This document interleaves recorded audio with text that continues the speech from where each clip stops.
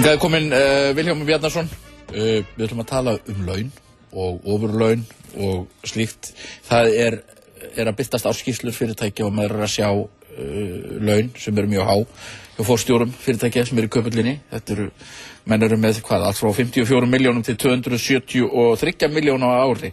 Og það þarna hægt að sjá lista yfir menn sem eru með geysilega háar fjárhæðir og sumir finnst það kannski óskiljanlegar miðað við svona það sem við höfum þekkt á Íslandi eða þekktum lengi vel.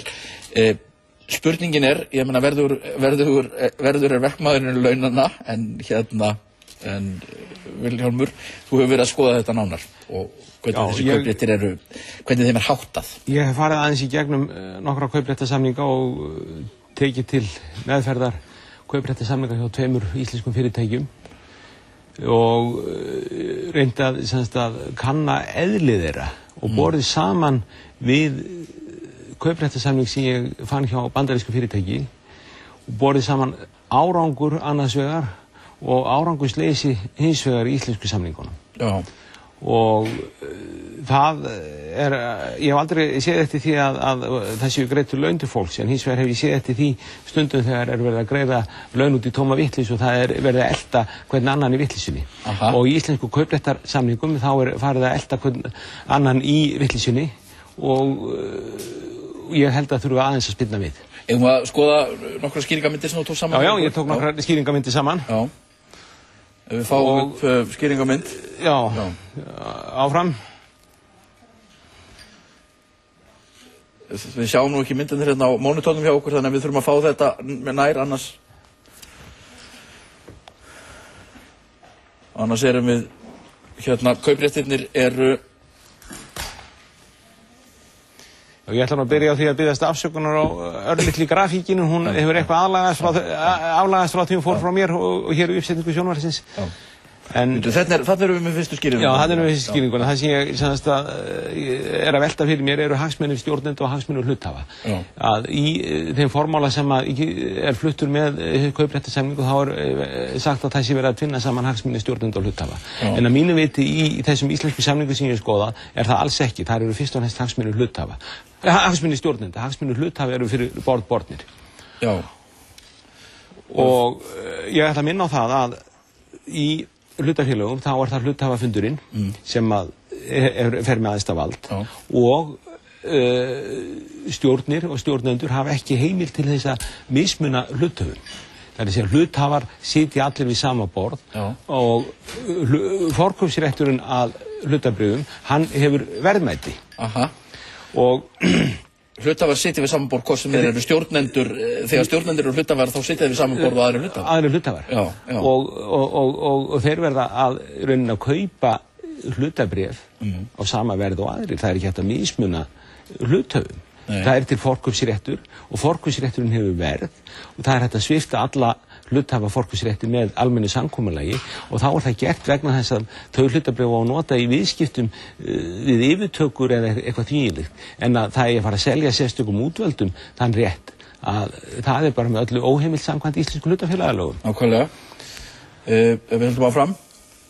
Og það starfslokasamningur. Já, hérna tek ég dæmi hinn endan það starfslokasamningur fráfarandi forstjóra Glitnis að þarna gengi í samningnum 29 þarna keypt af einu tilteknum hluthafa 235 milljónir hluta á genginu 29 en ef við athugum viðskiptagengi á þessum tíma sem á næstu grafík að þá kemur í ljós að hæsta gengi það þarna 4. maí 27.10 þannig að þetta það bil 7-8% fyrir ofan viðskiptagengi á þessum tíma. Þannig einum hluthafa þannig gengi til viðskipta og keypt af einum hluthafa á yfirgengi. Yfirgengi á markaði. Það segja að það verið að taka úr sameiginlegum sjóðum allra hluthafa og kaupa af einum. Og það getur vel verið að menn afsækja þetta vegna þess að með því að aðalfundur hafi heimilað stjórnin að kaupa hluti. En það bara misnotkun á þeirri heimild. Þessi almenna heimild að kaupa á eigin hlutum, hún almenn, hún ekki bundin við einstaka hluthafa. En samkvæmt því sem þú sagðir áðan, þá þetta brot á lögum? Mínu viti, já. Það lögbrot, já. Já, og ég er nú svona undirbúa málsókn í þá átt.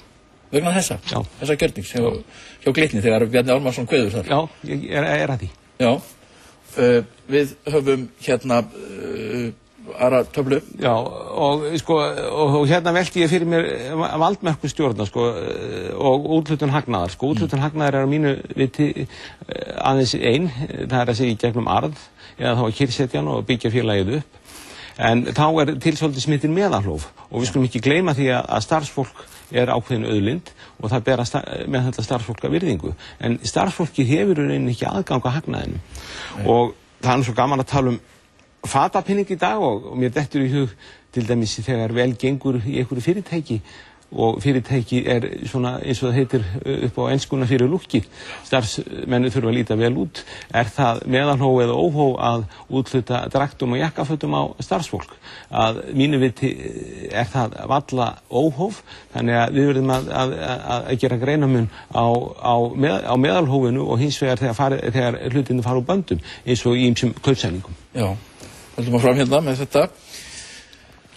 Nú, hér þessir íslensku samningar, þeir ganga út á það að það er miðað við svokallar stundargengi dagsins í dag.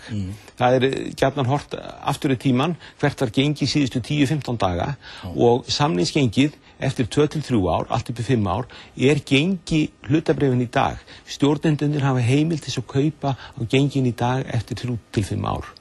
Inni falið í því er engin árangusmæling. Það er engin viðmiðun við önnur fyrirtæki á markaðnum. Það er engin viðmiðun við arðsemi eða neitt þvílíkt. Það er bara, ef þetta mallar, þá verður íslensku fyrirtæki sem þetta ekki að segja til sér nein markmið. Engin markmið í þessu samningum. Nei. Og við skulum skoða samningana, ég held að sé á leiðinni. Já, ég held allir að sína fram á það að 5% hækkun í árið 3 ár gerir 15,8%. Með vöxtum og vaxtavöxtum og 10 milljón króna samningur er þarna 1600.000 króna virði. En svo við förum nú í lögarð á þjóðveldisvöld 10%, þá hefur hluthafinn sem átti 10 milljónir, þá hefur hann fórnað 3,3 milljónum og ég er þarna vel innan við stýrivexti Seðlabanka sem eru lágmarksvextirnir. Og hann hefur fórnað sínum 10%, 3,3 milljónum. Hann vantar þarna 1700.000 upp á ávinning, þar sem stjórnandinn hefur 1600.000 króna ávinning.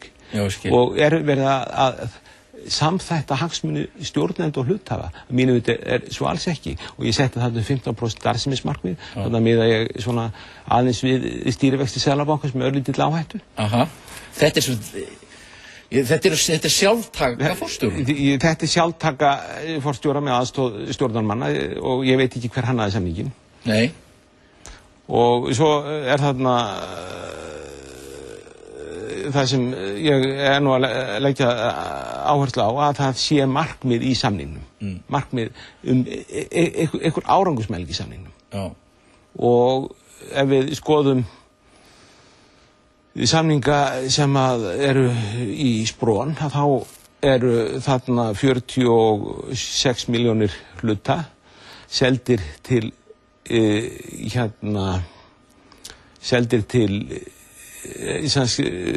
sem að tilteknir einstaklingar hafa heimild til að kaupa á næstu 3 árum á viðskiptagengi síðustu 15 daga. Það er ekkert í þessu samning. Það er engin árangusmæling? Það er engin árangusmæling. Engin tenging við það að fyrirtæki skili? Nei, engin tenging.